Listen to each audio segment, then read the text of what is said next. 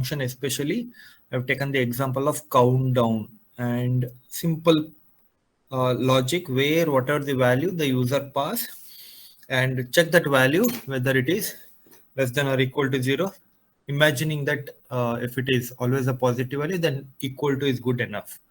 So if user by mistake pass any negative value, for that less than or equal to 0, then print the time has started or start or blast off any message. If not, the countdown ticks, whether it ticks from the current value to the minus and reduces by 1.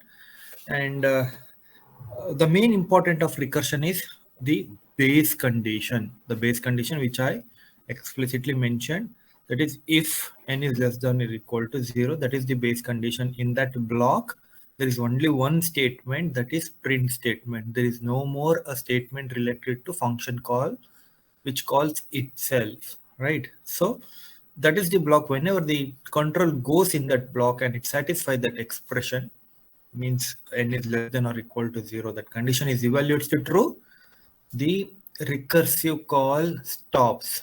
So this is the terminating condition. And we was also discussing about the stack diagram mainly. Currently, see, imagine I have opened IDLE shell, right? This is called main. This is called main. Wherever if I say x equal to say 3 itself. Now in the main it has this only one variable. So since I don't have anything right now, so main I have kept null. Basically in the stack diagram, I will usually in this diagram, what is represented in this diagram? It's stack of function calls. Okay, function calls from main countdown started with the n value equal to 3. Then one more function called, which is of same name, so it is called the same function with n equal to 2. Such function call happens till n equal to 0. In our case, it was less than or equal to 0, so till that function call happens, means till 1 only, not even till 0. So this is just a representation. Now what is this x equal to 3 is a variable which is at main. So whenever I print x, whenever I try to get that, fetch that value x variable having, I will get that till this session. This session is active. So quickly, if I do a definition of countdown, I'm explicitly passing this rather than n. I'm writing this colon I missed. Okay.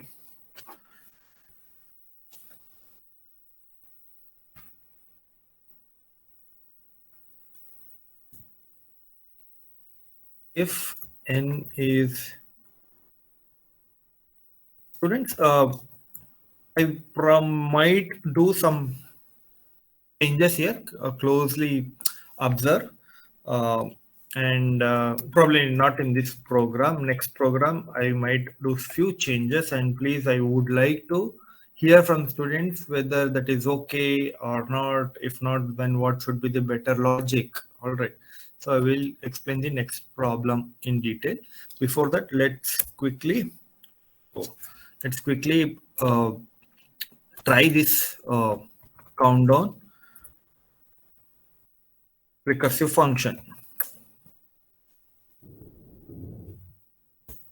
And automatically I'm getting that 4 tabs and 4 tabs. Printf start, no, rather than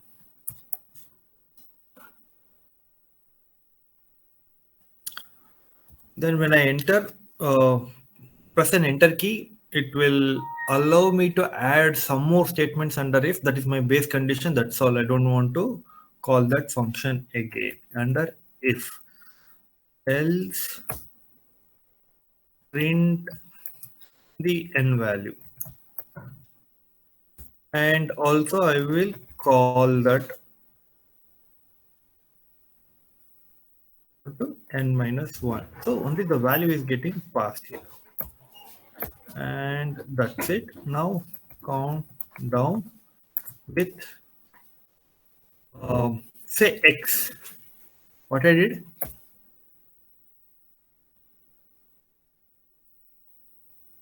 Oh, some countdown start.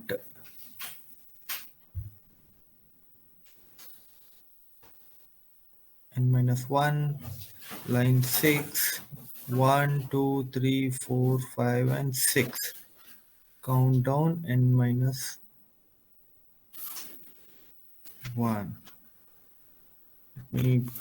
So there is one way of doing it. See, when when we type in the interpreter line by line, very tedious. We tend to make some typo and again have to start. For that, the best way of doing is you just create a new file here. All right, and this is also I've never mentioned, or probably if I mentioned, I didn't give complete information regarding this. So what I will do, what I'm doing is I'm creating a new Python file called countdown. So in that Python file, I am trying to uh, write the code and try to save it. Okay, and this is what I need, this is what I need, and this is also what I need. So, the main problem was printf. Okay, so this is what I was telling. Printf I was given, it is just print. That's why at the it broke, it didn't run completely because of not the right keyword. All right, so anyways, now print and followed by the countdown with lesser values. Now I can save this. Okay, save. It will ask when I do a control S, it will ask for where to save. I'm just saying desktop. I will say countdown, and the extension is .py or .pyw workspace. Python workspace or Python .py is better. Don't save in other extension. It doesn't even allow also. So now I have saved countdown.py. If you see this closely, the file name is countdown.py. Now it is been saved. What I will do is I will in this window in ideally it's again a window. Ideally in that I went into file, new file. By that this window opened. Now I want to run this. So I'll just say run module. So thus run module, it is been run now. Now I will call that function count down with X value rather than 3 because X is already having a value. X is already having a value. Countdown is not defined. Did you mean count down? Oh, okay. COUNT DOWN DWON.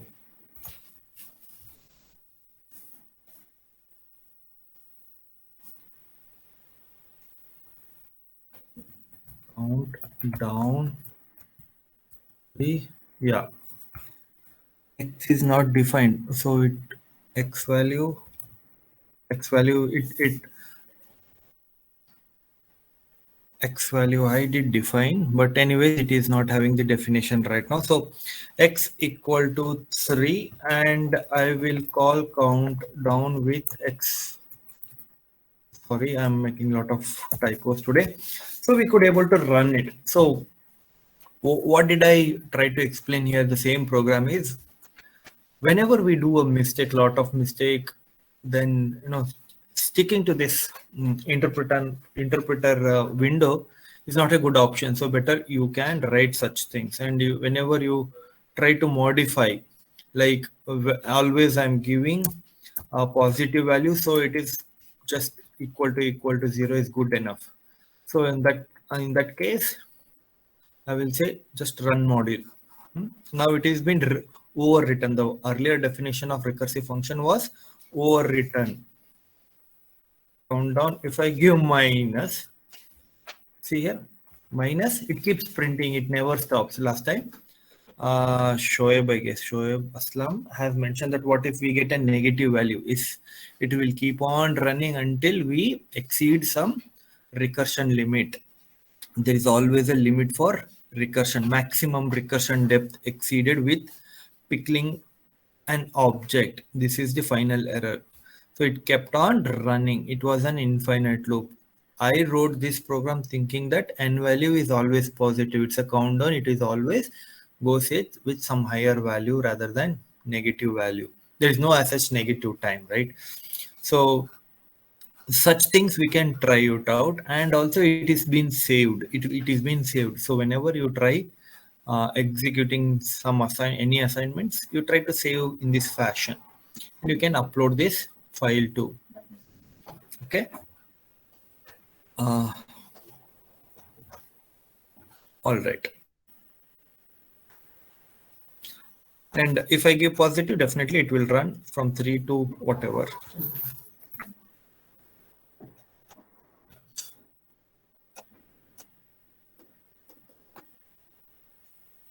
Countdown, and you can run for any positive value. It runs without any logical glitches. So definitely the value which we provide should be positive. It will run smoothly. Okay. So any questions on recursion, on especially countdown thing?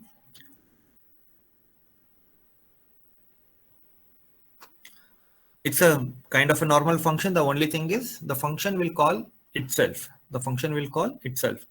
Now moving on, what I will do is I will close this window because I don't want any more of countdown. If you want to work on the same program, you can just go with file, open, come to desktop. I think I have saved it on desktop, and countdown.py. So again, the whole content is there. Now you can modify and keep running. So this is the advantage of IDLE, where you will get the space option also appropriately, and you could save the file rather than saving this whole worked out workspace. This is a workspace. Saving this completely save as, uh, it will just give you the complete what all things have been done, where x is been initialized, this is the error we got, all these things. It's a complete raw data rather than just particular function. All right. So what I will do is I will try to run one more recursion program. One more example I would like to show, and it's a classic example, which is of factorial. So I want students to reply how to calculate a factorial, whether factorial is a suitable example to write in recursion. If yes, why and how. If no, please let me know. No, just no. Because in the last class, I did mention when to go for recursion or when to go for recursive functions. So factorial is a let's say it's a logic. If I give n value, so what is the factorial of 4? So how we usually calculate 4 factorial, which is 4 into 3 into 2 into 1, right? This is the factorial function. So if I want to calculate factorial of 4, I have to calculate, what is this part? What is this part?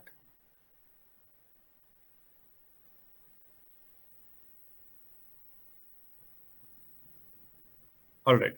So can I write 4 factorial as 4 into 3 factorial? Can I write this? It's still valid.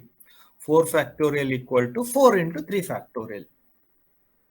4 factorial is equal to 4 into 3 factorial. Makes sense, right? I need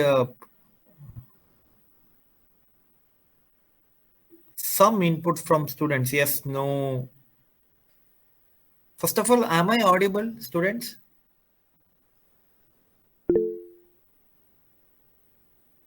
Looks like Because of the weather, all switched on, connected, and slept. All right, now Kushal, Ganesh replied. Others, how many are present? 43 are present out of 6 for 57. Mechanical, only 2 are present, 2 are not there. All right. So I hardly see the full strength. Hopefully, in the next week, I could able to see all of you in real. So coming back to the example, yes, I am audible. Thanks for the acknowledgement, all the students. Now, coming back to the problem, if I want to calculate factorial of 4, the formula we all know 4 into 3 into 2 into 1, right? So can I write 4 factorial as 4 into 3 factorial? Can I write that? Yes, of course I can write that. 3 factorial, if I have that value, just I have to do 3 factorial multiple, whatever the value I get that, into 4, I will get the 4 factorial. Can I write 3 factorial as 3 into 2 factorial? Yes, this is also a valid thing. Now, 2 factorial. So, what is the pattern here? Is the pattern here? Whatever the value we pass, definitely we know that what the value is. And if we could able to calculate a factorial of the current value minus 1, then our problem is solved. So in the last class, I told when to go for recursive function if I have a problem to solve and I can break this problem into smaller similar problems. Smaller similar problems. And if I'm able to solve these one of the problem, I could able to solve the others similarly. And the all the solutions of the smaller problems combined and will help me to get the final value, right? So by nature, factorial is a classic example of recursive function, correct? Yeah. This can be again calculated through one more way. What is that way other than recursive function? Right, this way. This way we can calculate. For that, what I should do? I should do a loop. So n value equal to 4 and it becomes 4 into 3. Then it becomes whatever it is 12, 12 into 2. Then in the next loop it will become 24 into 1. So if I run this loop 3 times when n value is 4, n minus 1 times, I will get this complete information. I can do this in through loop also. Correct. But there is also a way of doing it through recursion. This through recursion because the given problem can be broken into smaller problems, that is smaller similar problems, and we could able to solve all the small similar problems, and the combination of the result of these will get back our result, will fetch our result. So I conveyed how I'm trying to break this logic. 4 factorial was 4 into 3 into 2 into 1. This is the way. So in short way, if I want to put that in code, so I want students to help me out here.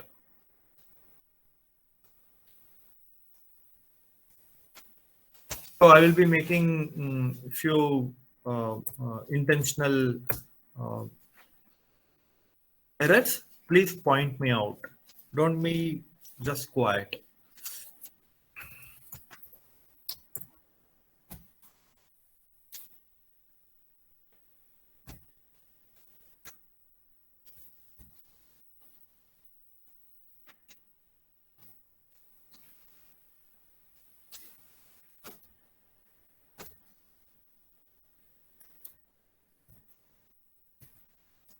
I'm doing.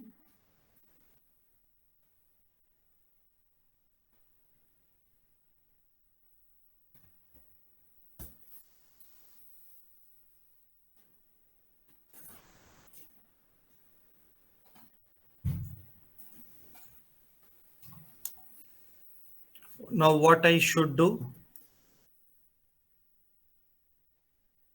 students, what should I do?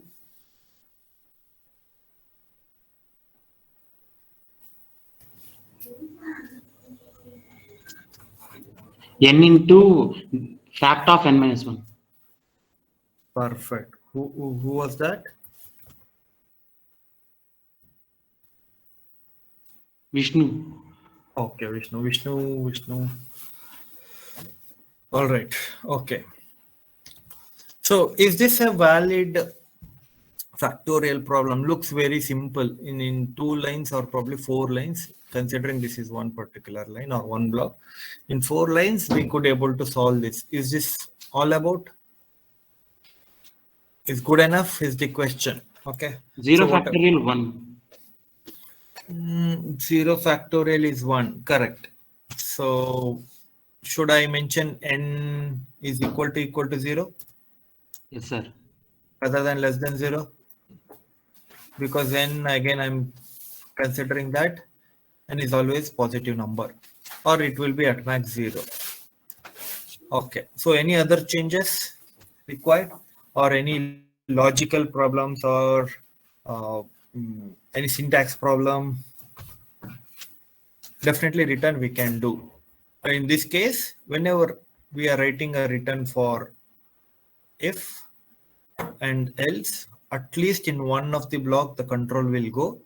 Definitely it will come back, it will return. So what is the base condition here in this factorial function? Let me save this quickly.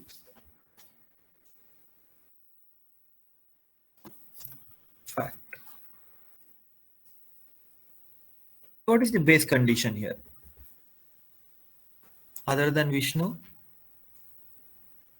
Manohar, Venkatesh, Bharat, Abhimanyu, Richards, Ganesh, Kushal, and all other students. So what is the base condition?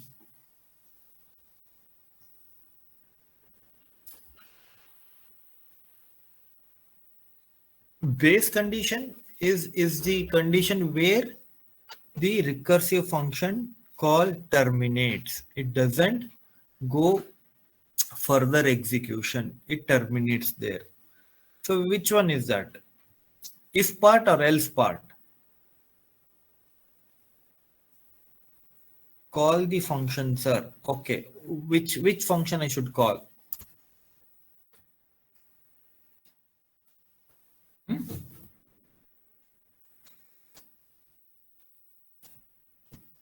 Fact. Okay. So if Ganesh says if is the base condition.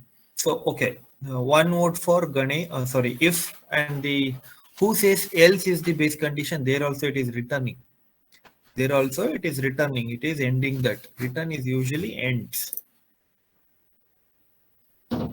Return always come back. Return always come back to the parent function which is getting called. I have intentionally put the return in one line instead of 2 lines. I could have written in 2 lines, but I have done in one line. Whether, first of all, is this visible to you all? File format, view, edit. Looks it is visible, at least here. At least here I can see that it is pretty visible. If is the base condition. Okay, Manohar Reddy says if is the base condition. 2 words for if, and who? Anybody is claiming else is the base condition?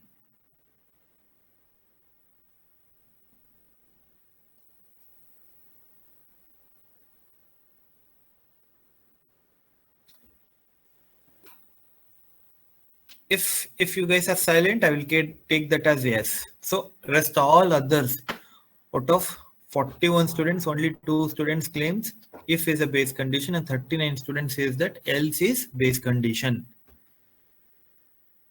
Abhimanyu says if. So 3 votes for if. Abhimanyu, Manohar, and Ganesh. Kushal Now Kushal also says it is if. So Kushal, why is that? Shoaib Alam, correct. If. Why is that if is the base condition? Kushal. Any justification you got?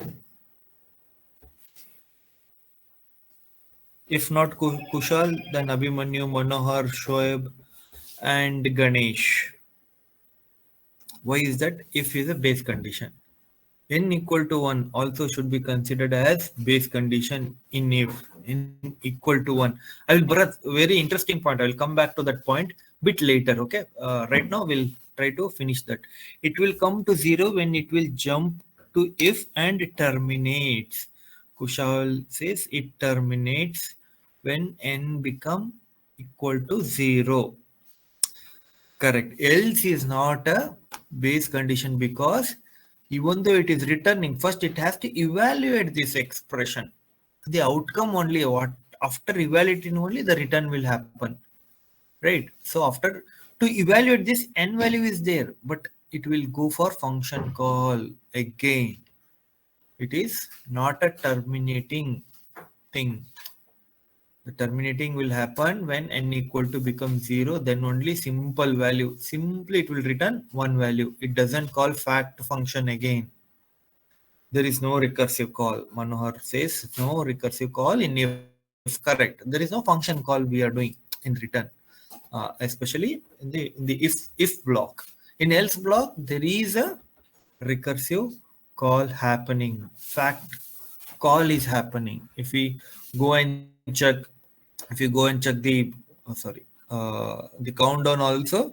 In the countdown also, in if side there is no function call of countdown. In the else part countdown was there. We can write in either side. Okay, we can write either side, but I choose to write in this way. When I say either side means I can make uh,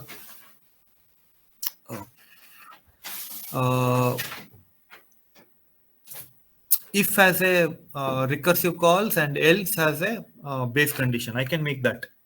It's up to the programmer, but I choose to write this. So in this case, if n is greater than or equal to, if n is greater than 0, then call n into n fact n minus 1. I can put that condition here, if block. Then it becomes if is not a base condition. Else just return 1. Okay, we'll run this. Now fact of, say I will give 3. Oh, fact of 3 into 2 into 1. 3 into 2 into 1 is 6. Fact of 4 is 24. 6 into 4. So fact of 3 is 6, right? And into 4, that is 4 into 3 factorial. 6 for the 24. Fact of 5, that is 24 into 5 will be 120. Right. So we could able to write a simple effective recursive function. Why I am explicitly saying is probably in going forward you might get to solve so many problems or so many functions you might write to solve one particular problem or many problems. That function, if by nature it is recursive, you should identify that. If you are able to identify, the code will become easy. The code become easy to write. What is going inside, it is bit tricky to understand. Probably I will take some more time to explain in the today's class. But before that, first you have to identify this function can be written in a recursive way. Recursive way is, can I modify, or given problem can I break into sub problems? So that is the main thing. So hope students are able to understand how to break the given bigger problem to a smaller problem. So by doing this only we can say n factorial is 1. Simple. N factorial, sorry, 0 factorial is 1. Simple. Okay. Now, those who are not able to understand how factorial worked inside or a recursive function is happening, zoom your make you full screen and closely look into this justification. I have made something here, factorial of 3, and we'll try to go in detail. There are some arrow marks, how function call is going, and further and so on. Okay. Now, factorial of 3, this is the function. This function is define factorial of n if n is equal to 1. I have written 0 here, but here it is 1. I will again come to that point. Even Bharat has identified that. So intentionally I have wrote 0 here. Okay. So that I can do a much more optimization to this function, much more optimization. We'll see that. So define factorial of n. This is a function. If n is equal to 1, I will return 1 because 0 factorial is 1, 1 factorial is 1. So in that sense, I am sticking to 1 itself. I don't want to make it of one more function call with 1 minus 1, that is factorial of 0. When n value is 1, definitely this will be turned out to be a false. It will come here and it is 1 into 1 minus 1 is 0. And again, one more function call will happen and n value will be received to 0 value. Then this n equal to, since it is 0, it will return 1, and this call, which is 1 minus 1 call, returned as 1, and n value is already 1. 1 into 1 is 1 again. Simply unnecessary function call and evaluation. So I could stop 1. That was the Bharat's point. We can stop there. So here, this is the function 3 value I'm calling. Where did I call this 3? At terminal here, right? This is the call. This 3, fact 3, the 3 will be passed to n value. This is the function which I wrote. And now, since it is 3, this if part, the expression of if part turns out to be what? It turns out to be false. I'll repeat, it turns out to be false. So there is no return 1. It comes to else part. Now, what is the n value? It is 3. N value is 3. I've written that above. Then factorial n minus 2, it becomes what? 2. Okay. This whole function is kept aside. It is not completed yet because this has to be evaluated first to come out of this function. By return only, it will come out to happen that this expression should get evaluated. This expression will only get evaluated when this factorial n minus 1, which is factorial of 2 value, is evaluated. So again, one more function call is happening. This is the arrow. The sliding arrow, which is from top right to bottom left, sliding arrow is making another function call of similar. Now, what is the n value here? N value is 2. So 2 is equal to 1? No, it is definitely not. So return 1 won't get executed. It goes to else part. As I said, n value is 2. Factorial n minus 1 will become 1. This still factorial 1 has to be evaluated to complete this function. So again, this will be kept like that aside.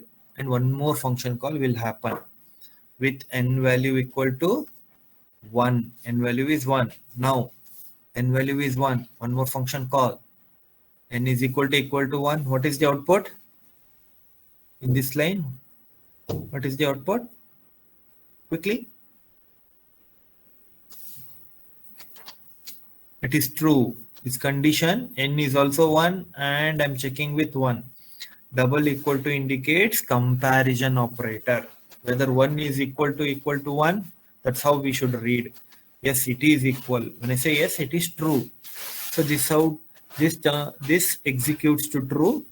So it will return, because of this true, this statement is executed. This statement, what it tells? It tells return 1.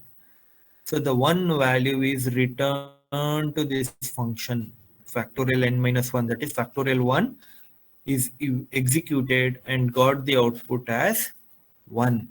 So now 1 into n value was 2. 2 into 1, that is here I have written 2 into 1 equal to 2. So this, again there is a return statement here, right?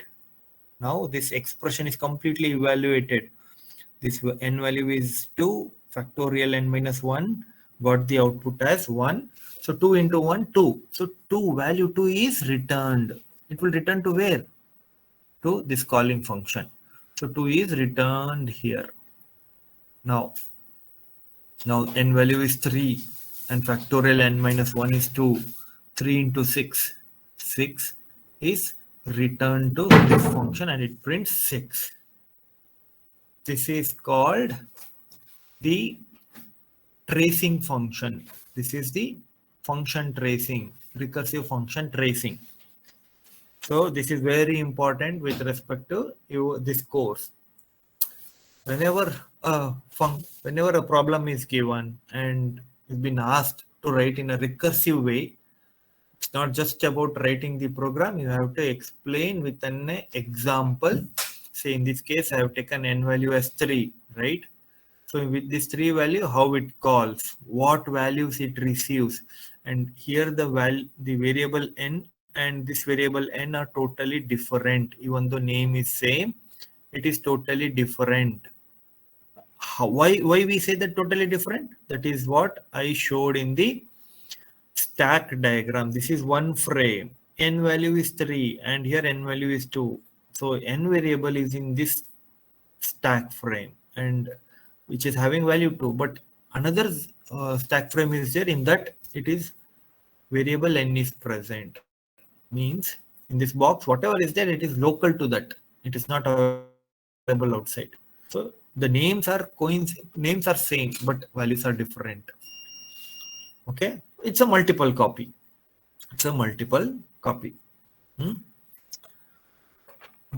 Or different copies exist, variables with same name.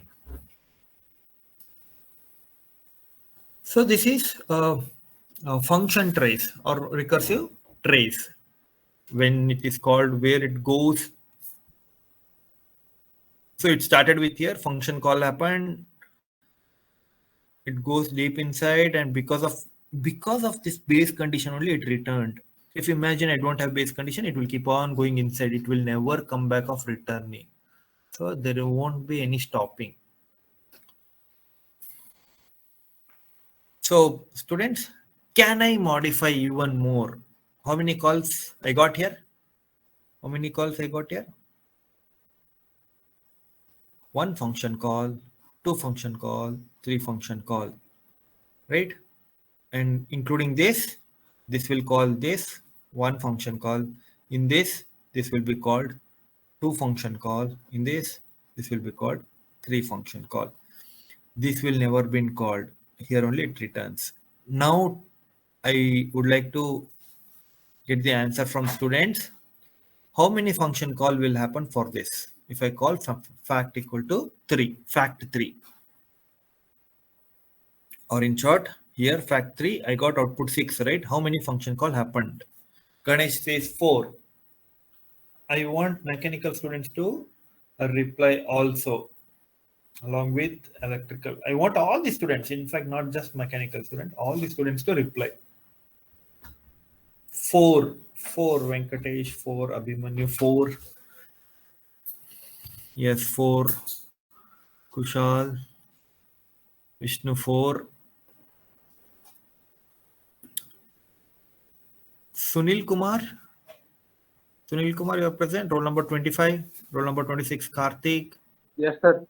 Hope you guys are active in the online class. Yes, okay. Sunil Kumar also says 4. So I will come back to you, Sunil Kumar, why it is 4. I will ask that question. Let all others answer to that.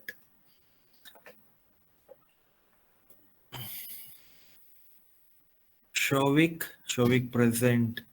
Shivapriya. A good number of strength is there, even though it is 57.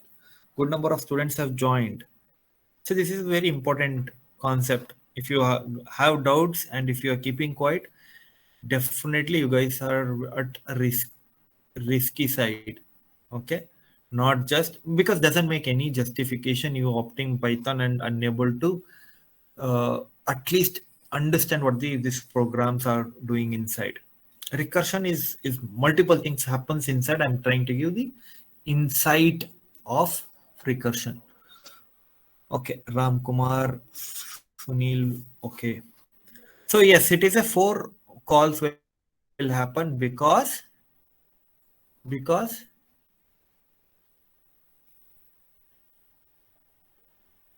it will come to 0, then it will jump to if. All right, so in this image which I explained, it is returning when n is equal to 1 itself. When it is, but in the code which I have written, n is equal to 0, where at that time factorial 1 is also called. Here for the 1 value, factorial 1, that is n equal to 1, it just retained. This function is never been executed. Correct. So ultimately we have 4 function calls. By cutting down one function call, we have saved some space, like yeah, some I've not mentioned for factorial. For countdown, yes, we could have saved one frame function called frame. This entry we could have saved. In this case, can I even more? Can I save even more? Factorial of 1 is 1. Can I save even more?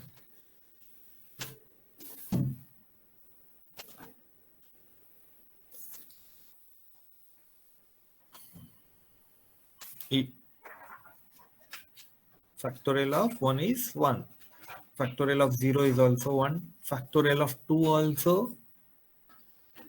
What? 2 is all. What factorial of 2 is what?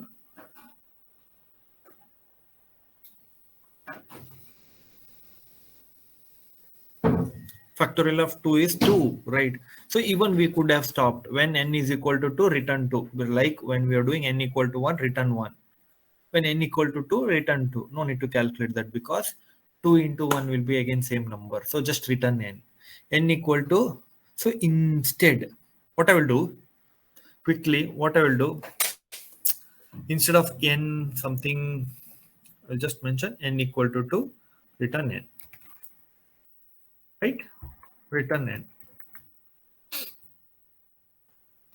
Then I will, okay, let me open that again on desktop.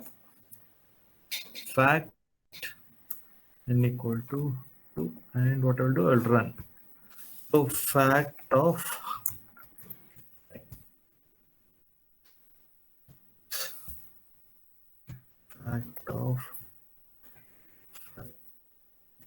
I get 120. Here the function call is lesser than what I wrote earlier. How many times less? Twice it is less. Because when n equal to 0, I'm checking, it is getting called for 1 as well as 2. For now, for n value is 1, the factorial of 1 is never called. When n equal to 2, factorial of 2 is never called. I could have saved 2 function call, not just 2 function call, that memory also. Whenever function calls, CPU, the computer CPU executes. It needs time to run. So it takes some time. Time is a resource here. And also it takes some space. Space is also resource. So computer resources are utilized extra. So we could have optimized. We saved time as well as we saved space as well by giving an appropriate base condition. So base condition is a very important thing in recursive functions. Okay, so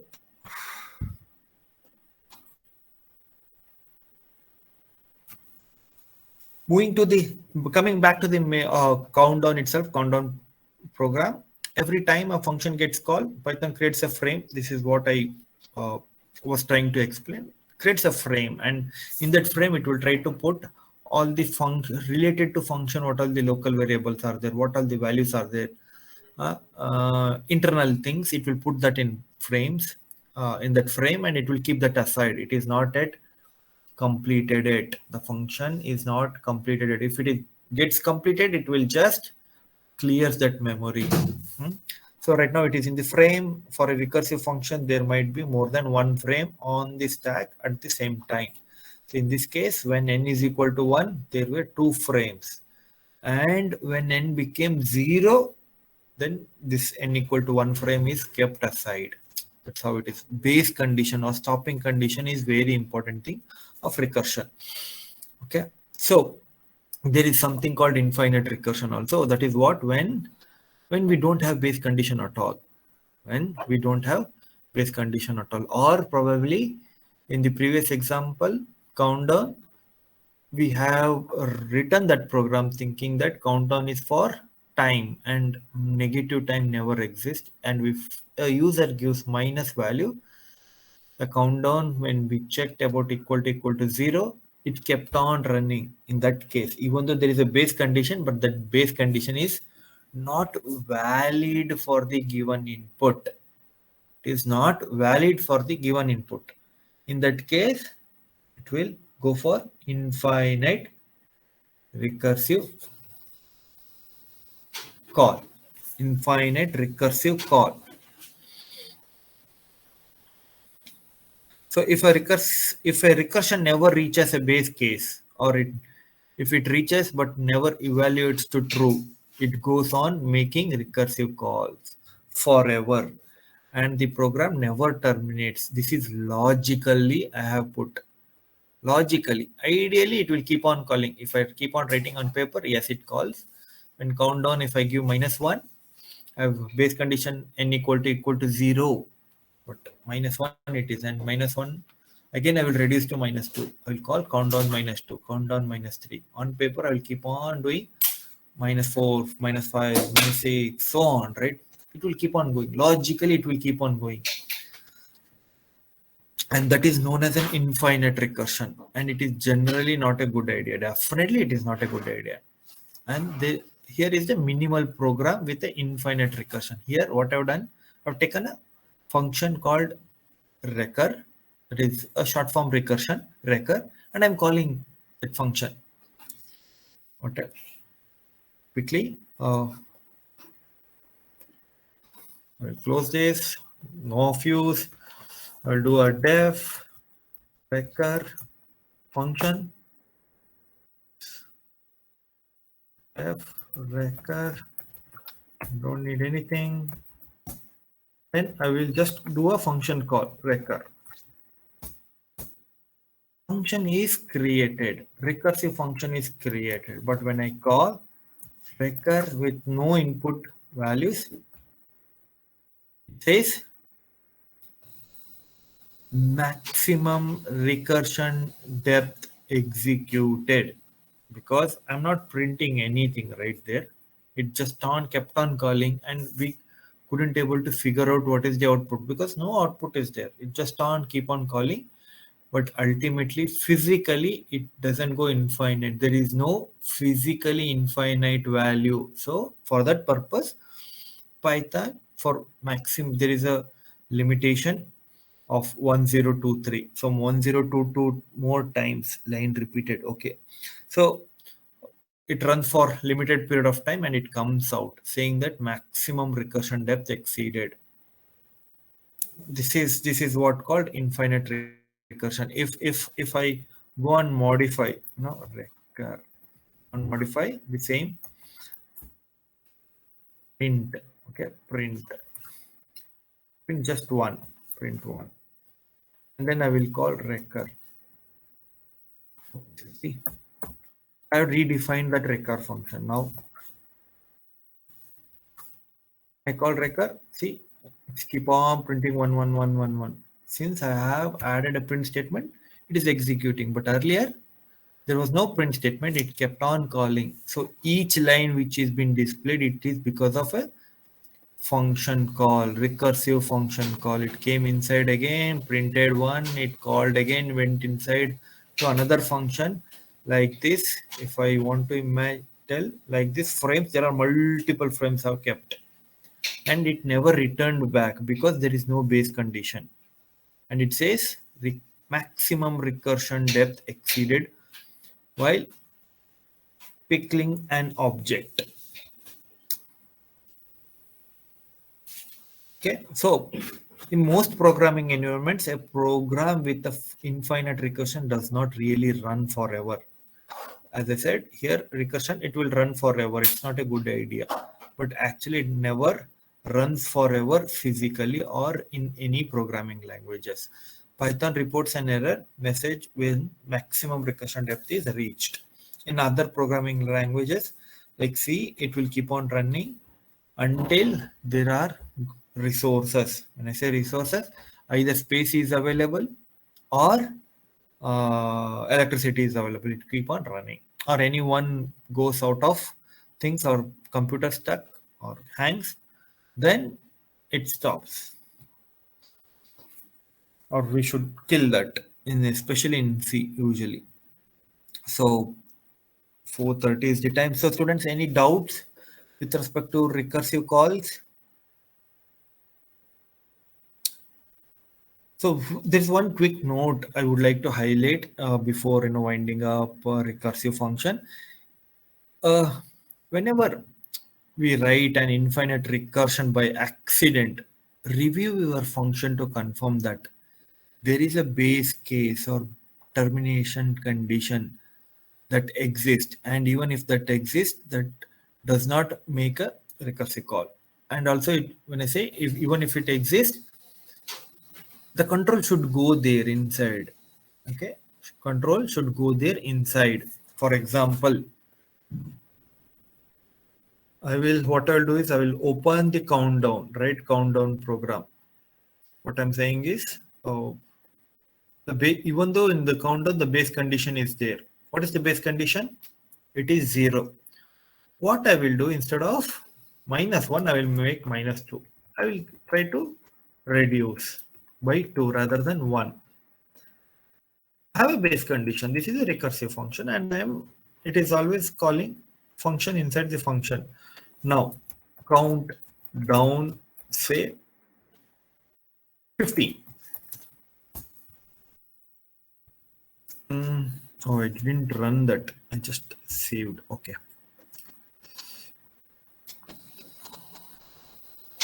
Count down, saved with -2, run. Now it has that definition.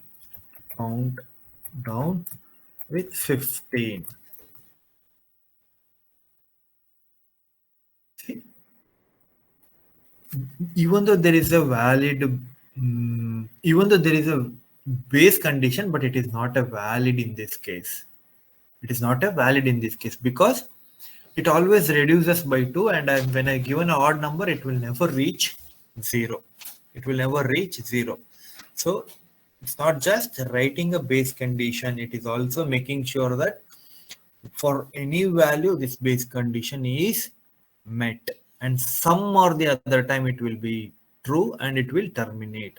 That what this whole point is. And if there is a base case, check whether you are guaranteed to reach it. Check whether the control will definitely go inside that and terminates. Means there won't be any further recursive calls.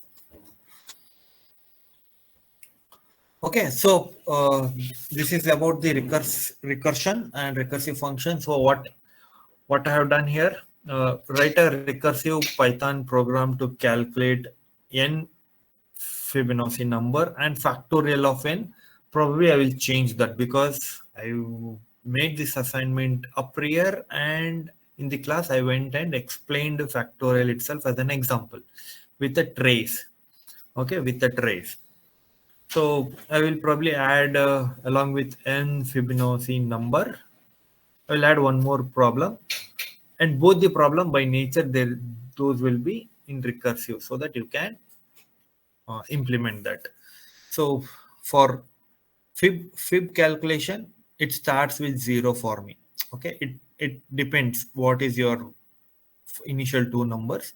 My initial two numbers are 0 and 1, and so on. So if I want to calculate the 10th fib value, this is the 0 1 1 2 3 5 8 13, 21, and 10th is 34. If I'm 0 is not there, then 9th will be 34, right?